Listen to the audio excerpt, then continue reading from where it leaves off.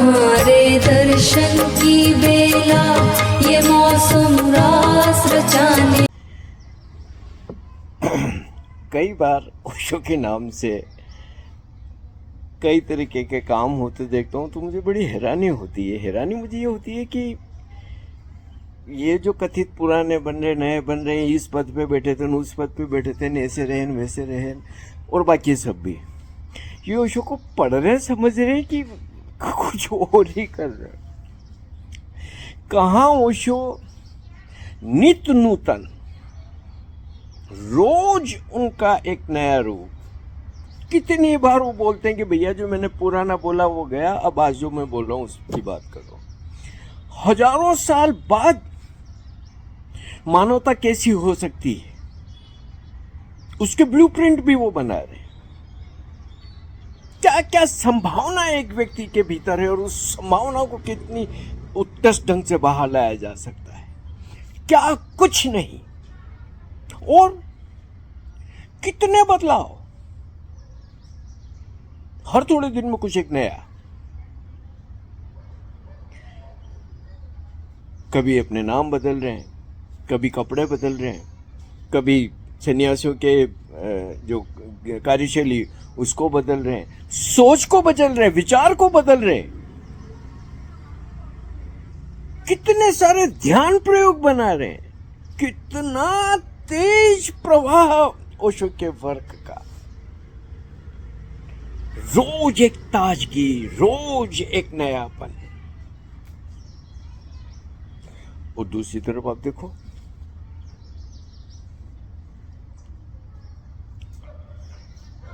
कैसी जिद, कैसी हट, कैसा दुराग्रह। और ओशो जब हमें बातें बता रहे हैं तो वो ये भी बता रहे हैं कि मेरे जाने के बाद भी इस तरीके से तुम प्रवाहित रहना, रुक मत जाना, डबरे मत बन जाना। डबरा बनने पे पानी सड़ जाता है। लेकिन कौन सुने? अगर ये देखूं कि ओशो के पास में ये जो कथित लेगेसी वाले हैं या जबलाधारी मालाधारी हैं या पता नहीं कौन कौन है, ये ओशो के पास पहले आते तो उनको तो पकड़ के बैठ जाते। ये बचपन में मिलते तो राजा नाम ही रह जाता। फिर रजनीश चंद्र मोहन और आचार्य रजनीश और भगवान रजनीश, और ये तो हो ही नहीं पाता। अरे जी, आपका नाम तो राजा है, रजनीश चंद्र मोहन कैसे हो सकता है? और कभी आप भगवान कह रहे हो, कभी अपने को ओशो कह रहे हो, ये क्या है? कभी आप लुंगी और कुर्ता पहनते हो, कभी कभी ऊपर से शाल भी निकल जाती है, वो भी करते हो। फिर उसके बाद में सफेद रोब पहनने लगते हो, फिर रंग बिरंगे रोब। लुंगी कुर्ते में आए तो लुंगी कुर्ते में रहो। ये तो ओशो को भी पकड़ के बैठ जाते हैं। पर ओशो को तो पकड़ सकते नहीं थे, इतनी तो औकात भी नहीं। लेकिन अब हर बात का तिल का ताड़ बनाना है। और कई चीजें तो तिल का ताड़ इसलिए भी बनानी है कि उस बहाने अपने कोई दंश निकालने। एक तरु के बोले हुए कुछ वचनों पे इन दिनों एक नया शुगुफा आया हुआ है। अब कहाँ कौन निर्णय लेता है, किसको बदलना है, और निश्चित रूप से तरु के लिए ओशो ने बहुत कुछ बोला, वो भी एक सत्य है। लेकिन ओशो तो कई चीज़ें बदल दी। शीला को कभी उनने बहुत महान भी कहा और कभी उनने और कुछ भी कहा। अब मेरे पास पूरी जानकारी नहीं है, लेकिन एक बार तरु से मैं मिला था, बात के बाद साल की बात है। तो तरु को मैंने पूछा, अरे उस वक्त कम्यून कहते थे, कम्यून नहीं आती, तो तरु ने मुझे बोला था कि ओशो ने मुझे बैन किया हुआ है। अब मेरे को नहीं है इसका कोई, मेरे को सिवाय तरु के मैंने तो कभी किसी से सुना भी नहीं कि ये बात सच है कि झूठ है, पता नहीं। लेकिन अब जी वो तरु के वचनों को, तरु तो ऐसी गायिका, तरु तो वैसा, तरु तो ऐसी शिष्या, उसको हटा देने से ऐसा हो जाएगा। अब मान लो कि कोई रिकॉर्डिंग ज़्यादा साफ नहीं है या कोई और कारण आ रहा है, और अगर वो सूत्रों को कोई ए अ बोले कि ब बोले कि स बोले, उससे क्या फर्क पड़ जाएगा? क्या ओशो के जीते जी लोग बदलते नहीं रहे?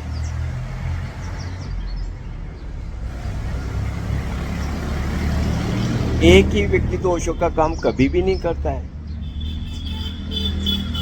शुरू के सालों में सूत्र बोलने का काम तरु ने किया, उसके बाद तरु ने कभी भी नहीं किया। फिर मैत्रेय जी ने भी ये काम किया, फिर योग चिन्मय जी ने भी ये काम किया, ये अलग अलग मित्र भी बदलते रहे। तो ओशो के टाइम में भी तो उस वक्त तो उन लोगों ने, ये जो अभी उनको थोड़ा जोश आ रहा है, दाढ़ी पकड़ लेनी थी ओशो की। आपने तरु के लिए ऐसा बोला, तरु ऐसे सूत्र बोलती है, और आप मैत्रेय जी को कह रहे हो कि वो सूत्र बोलेंगे। लेकिन अब बैठ गए साहब। और फिर इसमें जो हानि होती है वो ये होती है कि आज का जमाना सोशल साइट्स का जमाना है। हर किसी की अपनी ट्रोल सेना, अध कचरे आधे अधूरे, जिनको किसी भी बात के उसमें प्रोवोक किया जा सकता है। अब वो सेना लग जाती है जिस व्यक्ति के पीछे चाहो उसके। अब नाहक इसके पीछे साधना माँ को खींच लिया, पता नहीं क्या क्या लिखा जा रहा है, कैसी कैसी धमकियां दी जा रही है। अब किसी को ये जानने की भी वो नहीं है कि किस वजह से कितने सूत्र क्यों बदले गए, और फिर इस बदलने में, इस निर्णय लेने में साधना माँ कितनी जिम्मेदार है कि नहीं है। लेकिन अब ये एक मजेदार चीज, अंग्रेजी में भी इसी तरीके से जो पुराने समय में सूत्र बोले जाते थे या प्रश्न बोले जाते थे, उनको भी बदला गया। उसको तो 20-25 साल पहले बदल दिया गया था। उसमें 3-4 मित्रों ने आवाजें दी। अब मुझे कोई टेक्निकल ज़्यादा पता नहीं है, लेकिन जहाँ तक मुझे पता है, ये जो नए डिजिटलाइज कर रहे हैं ओशो के प्रवचनों को सबको, तो उसमें ये सारी चीज प्रोसेस में सब हो रहा है। तब तो कोई नहीं बोला। लेकिन अब ये कि जी तरु का बोले हुए को क्यों हटा रहे हो, और माथे आ गए साधना माँ के।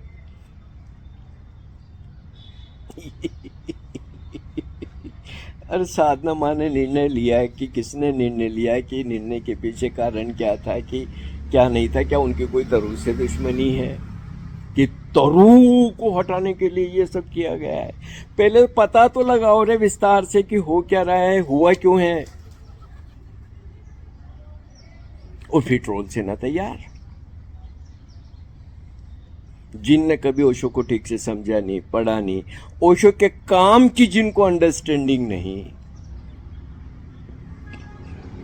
बस हो जी ये तो ऐसे हैं, हो जी ये तो अब बहाने अच्छे अच्छे बन जाते हैं, शब्द अच्छे अच्छे बन जाते हैं, अभिव्यक्तियां अच्छी अच्छी बन जाती है, लेकिन उसके पीछे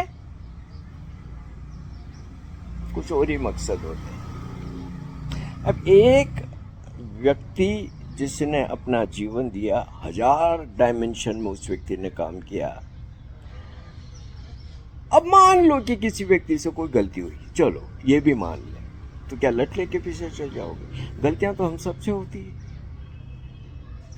इवन शून्य अपनी किताब my diamond days with Osho में इस बात का जिक्र करते ही है कि ओशो ने एक से अधिक बार ये बात बोली कि यार अमेरिका जाना मेरी गलती थी।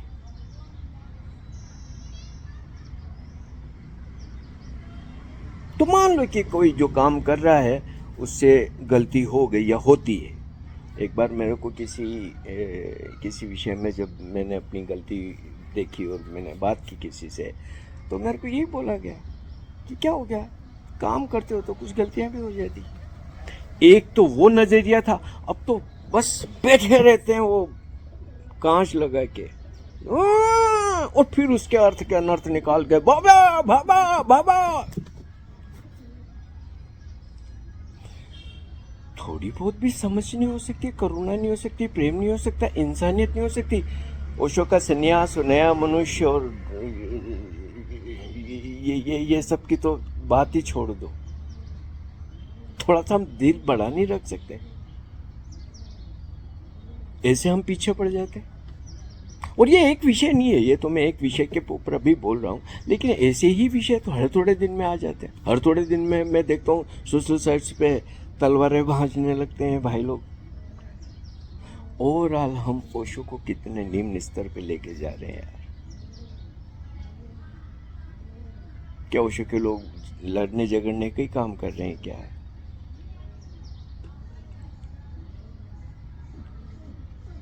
कब हम इन चीज़ों के प्रति सतर्क होंगे, होशियार होंगे, और कब एटलीस्ट कम से कम ओशो के सम्मान का तो हम ख्याल करेंगे। अजीब लगता है सब ये देखते हुए यार। हमारे चैनल को सब्सक्राइब करिए, लाइक करिए, शेयर करिए, आर्थिक मदद करिए। आजकल कुछ वीडियो बिल्कुल शेयर नहीं हो रहे हैं। अगर लगता है कि आवाज़ जानी चाहिए, ये बात जानी चाहिए, तो जहाँ तक हो सके, जितना ज़्यादा हो सके, इसको अधिकतम लोगों तक पहुँचाएं। तुम्हारे दर्शन की बेला ये मौसम रास रचाने का